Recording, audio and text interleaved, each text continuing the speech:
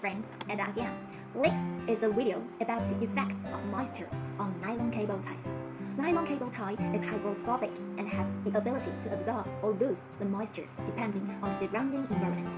When dry, nylon cable tie is stiff and brittle. When moist, it is pliable and tough. Most nylon cable tie brittleness problems come about from exposure to dry conditions, and as a result, the moisture in the tie is fully dissolved. This is accentuated in hot, arid, and dry cold climates. Here are some suggestions to cope with this kind of effects as follows. Firstly, the moisture conditioning process.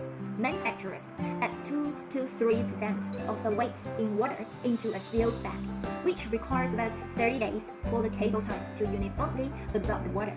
This process helps to keep the locking mechanism flexible during installation and provides more impact resistance. Cable tie should be stored in the manufacturer's original sealed plastic bag until ready for use. Noteworthy, the sealed bags are used to retard the process of water migration, but not a vapor barrier. Secondly, the recommended storing environment. In a sealed plastic bag, out of sight, at 70 Fahrenheit, roughly 21 centigrade, and 50% relative humidity. An open bag of nylon cable ties should remain flexible in a dry environment for approximately 3 to 5 days, depending on the size and types of cable tie and level of relative humidity. If partial cable ties left after using, it would be better to close or reseal the bag in order to extend the performance level. Third, warehousing. Rotate first in, first out to maintain the most recent products in your inventory.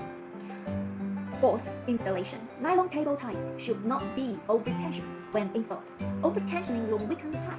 After surviving the installation, the remaining service life of a cable tie is far less stressful and problem-free for the life of the installation with regard to moisture changes. The fifth, dealing with dry ties. How to deal with dry ties? The ties can be soaked in hot water to rapidly return them to a pliable, tough tie.